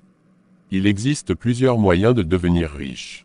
À certains, il était demandé d'apporter, dans un flacon, une petite quantité de sperme, une certaine quantité de sang humain et un mouton. Je faisais des sacrifices avec ces produits. Après la cérémonie, Je demandais aux clients de m'apporter une valise dans laquelle je disposerais des feuilles blanches découpées en format de billets de 5000 et 10 000 F, C, F, A. Je versais le sperme, le sang humain et le sang de mouton sur les feuilles avec des paroles incantatoires et je lui remettais la valise. Après 7 jours, quand il ouvrira la valise, il y trouvera des billets corrects en grande quantité, qu'il pourra utiliser à sa guise. Mais en contrepartie du sperme livré en guise de garantie, il n'aura plus d'enfant. Il a beau avoir des relations sexuelles, il ne pourra jamais avoir d'enfant. C'est pour cela que l'on voit plusieurs riches sans enfants. Ils possèdent toutes sortes de choses, mais ils n'ont pas d'enfants. Après leur mort, leur famille ne peut pas utiliser cet argent. Il faut le dilapider. J'ai aidé des gens à s'enrichir de la sorte, mais je dois dire que tous ceux dont la richesse est fondée sur la sorcellerie finissent mal. Ils ont de grosses voitures, des Mercedes, de grandes maisons et beaucoup d'argent, mais ils finissent mal. Billets magiques. J'avais un fétiche composé de billets de 1000 F, 5000 F et 10 000 F, C, F, A mais aussi de 500 FCFA. Je prononçais des paroles incantatoires sur ces billets avant de les remettre aux clients. Ceux-ci taisaient des achats avec ces billets chez des commerçants. Une fois qu'un de ces billets se retrouve dans la recette du jour, le commerçant perd toujours de l'argent. Après quelques années, il tombe en faillite et c'est la galère. Plusieurs de ces commerçants ne s'en sortent plus. Les sorciers sont souvent à l'origine de la faillite des commerçants. Au début, ces commerçants prospèrent, mais après quelques années, c'est la galère. Débauche et sacrifice d'albinos. Après consultation, il arrive que l'esprit mauvais leur demande de coucher avec une folle sous un hangar ou encore avec leur fille aînée. De nos jours, il se trouve des clients qui y consentent. Que ne ferait-on pas pour devenir riche? Après avoir couché avec une folle dans la rue la nuit, ils deviennent extrêmement riches. Ils possèdent des remorques, des cars, mais ils finissent par être fous et leur descendance a des problèmes pour utiliser cette richesse qui est appelée à disparaître. À d'autres encore, il était demandé de proposer un enfant albinos sacrifié. C'était la formule préférée de la plupart des clients et pour cause, il fallait seulement apporter les cheveux d'un albinos. Le travail se faisait dans leur chambre, et l'albinos mourait quel que soit le lieu où il se trouvait. Le client devait aussi s'abstenir d'avoir des rapports sexuels avec une femme, quelque temps avant le sacrifice. Le travail se faisait donc à l'aide des cheveux de cet enfant, un demi-litre de sang humain, 4 bouteilles de gin, 2 mètres de percale et 1 million FCFA. Croyez-moi, il y a des gens qui m'apportaient cette somme, et une grosse valise. On se rendait chez lui à la maison. Nous restions dans chambre. Je faisais tous les sacrifices et les incantations que cela exige. Après tous les sacrifices, je mettais tous les éléments nécessaires dans la valise qu'il ouvrira 7 jours plus tard. Il y trouvera alors des billets de 1, 0, 000 F en grand nombre. La somme apportée pouvait être multipliée par 1000. Notons que l'enfant dont le client aura envoyé les cheveux devra mourir. Vous avez entendu parler des marabouts qui trompent leurs clients. C'est que ces marabouts ne font pas bien les sacrifices. Car il y a des sacrifices à faire pour que les génies puissent donner leur accord. Le marabout peut faire en sorte que son client voie l'argent dans la valise, mais quand il arrive à la maison, il ne trouve que du papier. C'est que le sacrifice n'a pas été fait. À côté de cela, il y a bien sûr des menteurs qui abusent des hommes avides d'argent. Des sorciers et féticheurs font le travail à moitié en faisant croire à leurs clients qu'ils l'ont fait en entier. Parce qu'ils se disent que s'ils font le travail en entier, le client ne reviendra plus. Certains font donc le travail à moitié. Au début, ça va, mais après un moment, ça commence à aller mal et le client est obligé de venir chez ce même féticheur qui va lui prendre encore de l'argent. Ils se disent guérisseurs, féticheurs, professeurs, mais ils ne font que ruiner les gens jusqu'au point où certains vendent leur téléviseur pour leur donner ce qu'ils demandent. Ils ne disent pas la vérité aux gens. C'est la devise des féticheurs véreux, du reste à l'instar de Satan, leur maître, toujours exploiter le demandeur avant de faire le vrai fétiche. Quand Satan accorde une puissance, elle est irrésistible au début mais par la suite, cela finit mal. La vie de ses serviteurs est en danger et lui-même se charge de les détruire. En ce qui me concerne, je pouvais aider les gens à devenir riches après consultation des fétiches car ce sont les fétiches qui prescrivaient ce qu'il fallait apporter. Je faisais des sacrifices pour que les gens deviennent millionnaires voire milliardaires. Mais, une fois que ces gens meurent, leur richesse se dissipe. car la richesse que procure Satan ne dure pas. En tant que sorcier, j'ai aidé beaucoup de gens à devenir riches de cette façon. Dans ce domaine, ma réputation avait dépassé les frontières ivoiriennes à tel point que j'avais des clients qui venaient du Gabon, du Burkina Faso, du Cameroun, du Sénégal, du Mali, etc. Comme vous le savez, un client en amène parfois plusieurs. Sacrifices humains. Beaucoup de grands richards et de milliardaires font souvent des sacrifices humains chaque année afin de pérenniser leur richesse.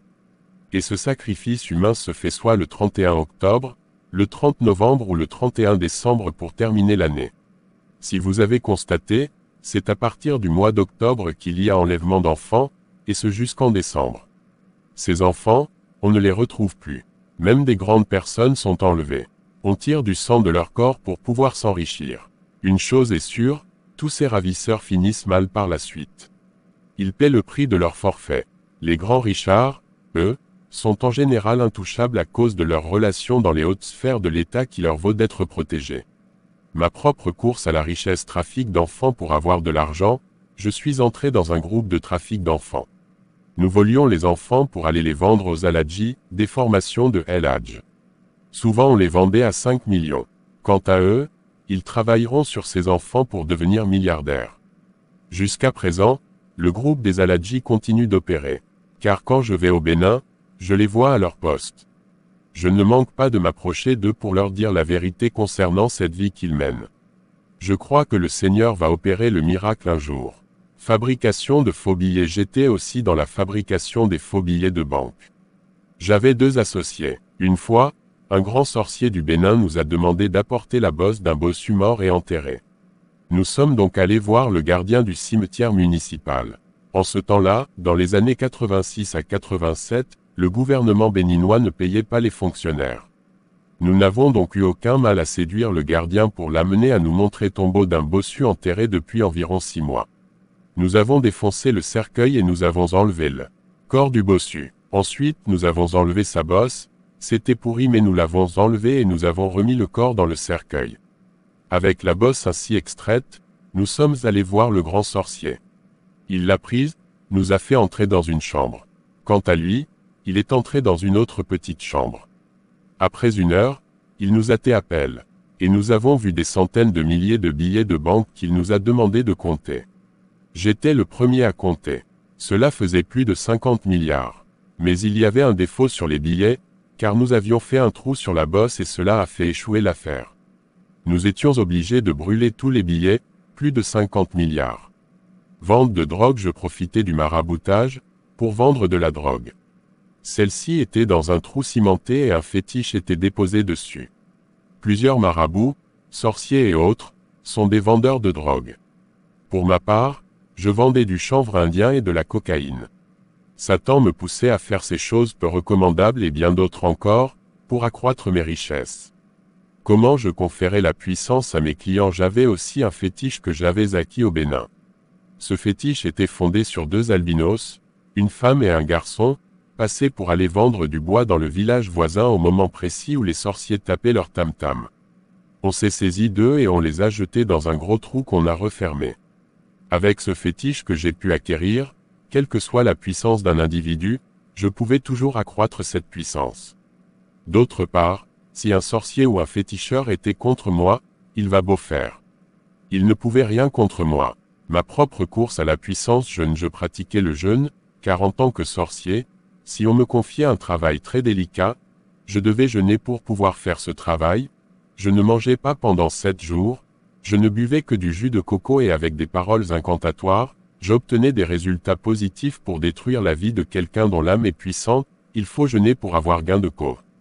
C'est ainsi que procèdent bon nombre de sorciers pour tout cas difficile. Par exemple, il m'a été demandé d'envoûter quelqu'un pour qu'il aille se perdre dans la forêt. On voit des gens qui se pendent dans la forêt, cela est dû à la sorcellerie. Pacte avec les sorciers. J'ai fait un pacte avec les grands sorciers du Bénin pour avoir un surcroît de puissance. Voyez-vous, il y a en gros 3 catégories de sorciers et de manières de contracter la sorcellerie. Première catégorie, un homme peut naître sorcier, depuis le ventre de sa mère. Celle-ci ou le père de cet individu peut l'avoir offert à Satan. Deuxième catégorie, N'importe qui peut le devenir en faisant un pacte avec un sorcier renommé. Il suffit que le sorcier et le demandeur s'entaillent la peau, recueillent le sang dans un seul et même verre, le mélangent à un peu de gin et le boivent tour à tour. Le pacte est ainsi scellé. À partir de cet instant-là, on est initié à la sorcellerie. Le sorcier a transmis la sorcellerie pour avoir donné à l'initié son 103e catégorie. Il s'agit des sorciers nés qui ont dû faire néanmoins un ou des pactes avec des sorciers plus puissants qu'en. C'était mon cas, j'ai fait des pactes avec les grands sorciers Sewida, de Porto Novo. Derrière Porto Novo, là-bas à Sakele Ekpile, il y a de grands sorciers. Je cherche loin, j'ai dû dépenser des millions dans ces choses-là. La sorcellerie coûte cher, car le pacte avec les grands sorciers exige de l'argent. Je me déplaçais en avion pour aller voir les grands maîtres. J'entends souvent sur les antennes de la radio ivoirienne des soi-disant sorciers, professeurs béninois qui prétendent aller au Bénin pour aller voir les clients. Cela n'est certes pas impossible car moi-même, j'avais quelques clients au Bénin, mais la plupart du temps, c'est du bluff pour la simple raison que le Bénin est saturé de sorciers et de guérisseurs. En fait, ces soi-disant professeurs en mal de publicité vont au Bénin pour rechercher d'autres puissances afin d'être plus efficaces dans leurs activités. Ils s'y rendent pour faire des pactes. Peut-être en profitent-ils pour voir quelques clients. Mais en général, ils n'ont pas de clients au Bénin. En ce qui me concerne, j'allais voir des maîtres pour recevoir de d'autres puissances. Par contre, j'avais des clients au Cameroun, au Burkina, au Togo, au Libéria, etc. Ceux qui prétendent avoir des clients au Bénin sont le plus souvent des menteurs qui utilisent les antennes de la radio pour attirer de la clientèle. Mais cela n'est pas étonnant, car Satan qui est à la base de cela est lui-même le menteur par excellence, c'est un calomniateur, il est venu pour détruire, pour tuer. Ceux qui l'adorent ne peuvent que vivre dans le mensonge. En effet, tout sorcier vit du mensonge. Laissez-moi vous dire que j'aidais de grands directeurs de sociétés à déterrer les fétiches de leur villa. Quand ils venaient me voir, il m'arrivait de leur dire, après consultation, qu'on a enterré des fétiches dans leur cour ou dans leur bureau, alors qu'il n'en est rien. Bien sûr cela était parfois vrai, le fétiche m'indique l'endroit précis où se trouve l'objet en terre. Mais quand un homme riche me fait appel et que je n'avais aucune indication, je ne pouvais pas le laisser partir comme ça. Il fallait que je lui soutire de l'argent. Je fabriquais donc moi-même un petit fétiche que je dissimulais sous un tricot à manches longues. Arrive sur les lieux, je me mettais à creuser avec une machette quelque part dans leur cour. Au bout d'un moment, je laissais tomber le fétiche cache sous le boubou dans le trou que je creusais, et je disais, voici le fétiche, c'est ainsi que procèdent ces féticheurs sorciers afin de soutirer de l'argent à leurs clients. Ce sont des fiefés menteurs. Si donc un féticheur prétend qu'on a enterré un fétiche dans votre bureau, ne le croyez pas sur parole. Enterrer un fétiche dans un bureau carrelé, ce n'est pas donné à n'importe quel féticheur. Du reste, si cela était vrai et qu'il vous débarrassait de ce fétiche, vous ne seriez pas des livres pour autant. Ne vous fiez donc pas aux féticheurs. Fiez-vous plutôt au Seigneur Jésus-Christ, car il est le seul chemin.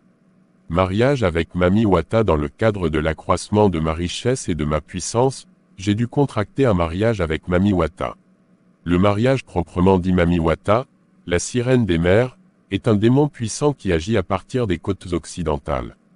La fête annuelle de Mami Wata est célébrée au Togo à Aneko, siège de Mami Wata au Togo, au bord de la mer, à une date choisie par Mami Wata elle-même.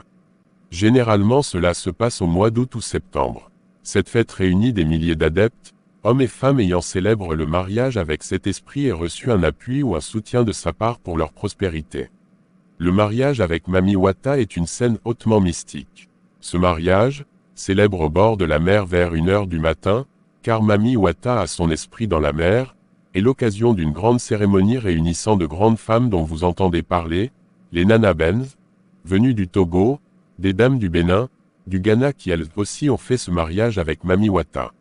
Beaucoup le font pour s'enrichir surtout. Ce fut du reste mon cas. C'est un féticheur qui nous mettait en contact avec son esprit. Ceux qui officient ces mariages habitent généralement au bord de la mer. Mon mariage avec Mami Wata n'a pas échappé à la règle, il a été célèbre par un grand féticheur. Pour ce faire, le sorcier féticheur officiant m'a demandé les éléments suivants, un mouton, 12 poulets, 1 litre de sang humain, un casier de Yuki, un casier de gin, 12 cartouches de cigarettes de marque Gaulois, 12 savons parfumés de marque Rexona, Il semble que cet esprit de Mami Wata aime les parfums de classe, un complet de percale que je devais porter, un chapeau blanc, il y avait des perles que je devais mettre au cou, aux poignets, aux pieds. Il m'a demandé également un petit canarier.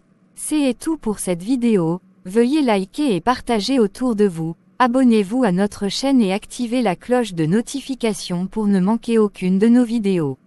Demeurez ainsi bénis et délivrés dans le nom de Jésus.